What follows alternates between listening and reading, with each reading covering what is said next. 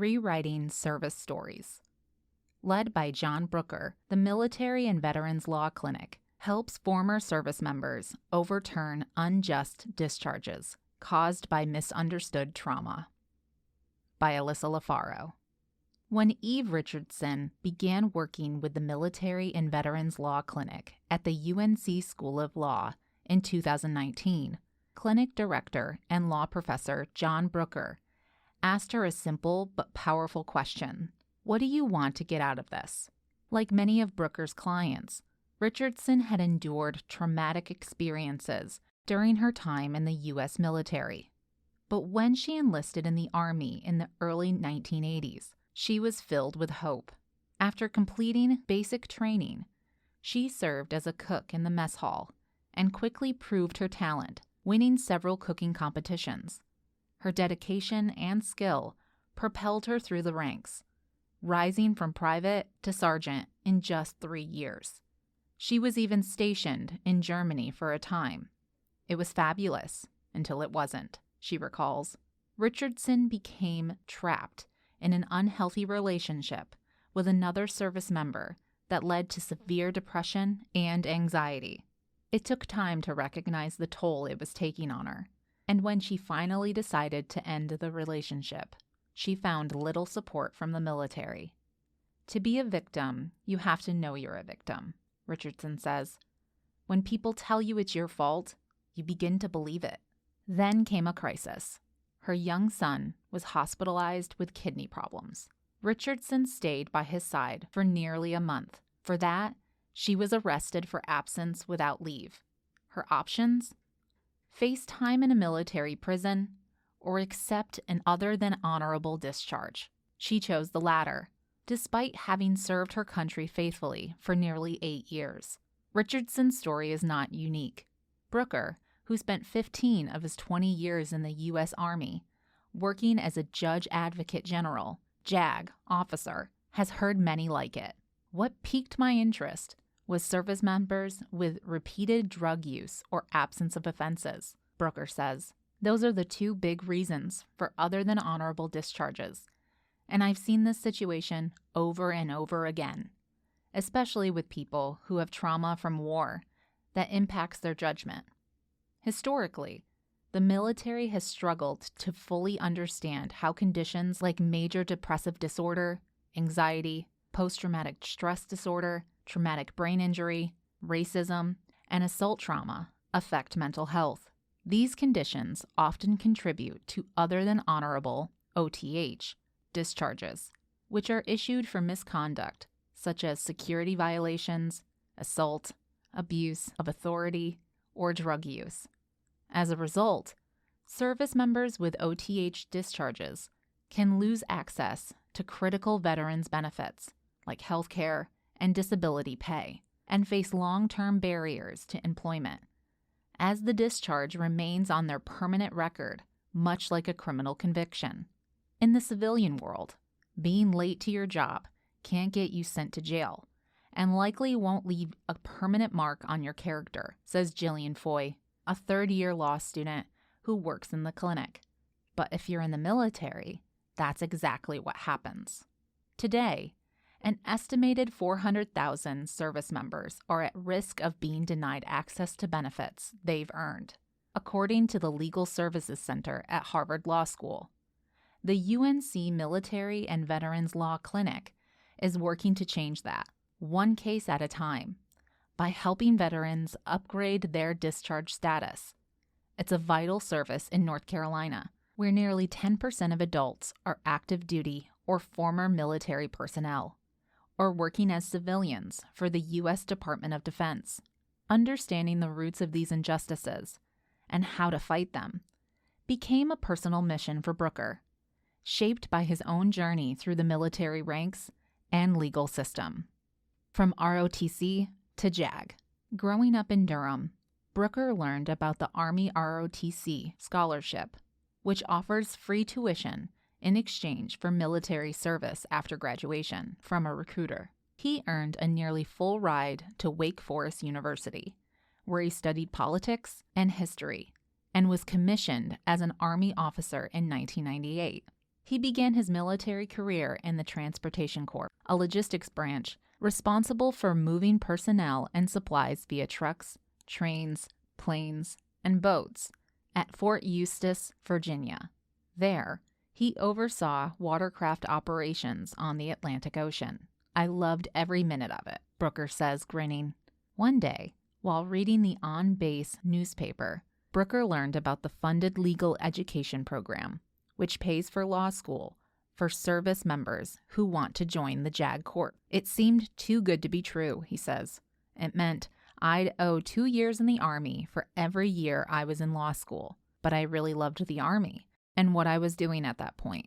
Members of the JAG Corps serve as prosecutors, defense attorneys, and judges in military trials. They also work in the Army Legal Assistance Office, which provides free legal representation to soldiers, family members, and retirees. Brooker enrolled at the UNC School of Law in 2000. Just 1 year later, he witnessed a dramatic shift in the military, from peacetime on September 10, 2001, to wartime on September 11th.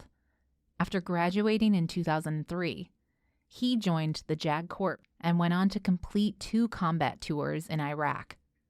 I had to learn how to do legal work overseas, Brooker says. Like, how do you have a trial when you don't have a courtroom?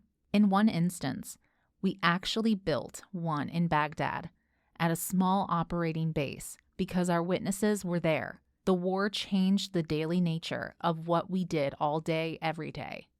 Returning to his roots. During his time in the Army, Brooker handled many cases involving minor offenses that would be overlooked in civilian life, but were punished harshly in the military, such as one-time drug use or absence from duty. These offenses often led to OTH discharges, which could severely impact a service member's benefits. I was very cognizant that an other than honorable discharge could take away someone's benefits forever, Brooker shares. So, I tried to be on the side of the soldier.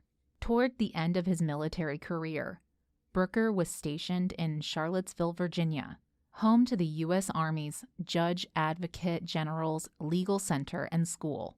He received his Master of Laws degree and worked on the faculty there, where he collaborated with 2 colleagues to write a book-length guide for the Military Law Review on benefit eligibility for OTH discharges. In a way, we'd like to think we cracked the code, he says.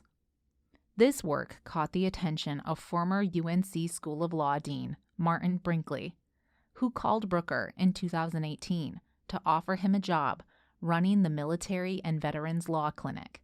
It was too good to turn down, according to Brooker. When I got offered the clinic, I decided to take cases to help some of the people I was defending when I was in service, Brooker says.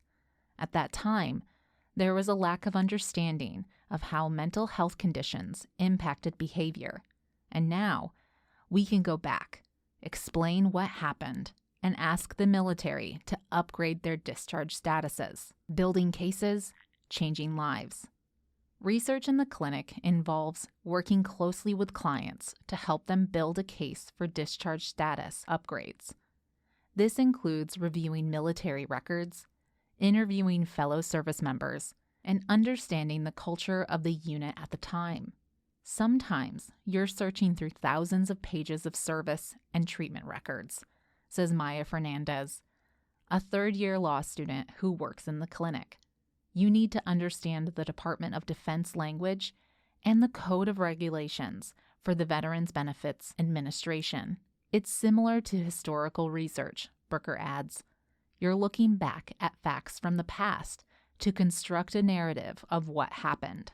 For veterans who served in the 1960s, for example, the team must research the military stance on civil rights, the state of mental health care, and other factors that could have influenced discharge, such as exposure to Agent Orange, a toxic herbicide used during the Vietnam War.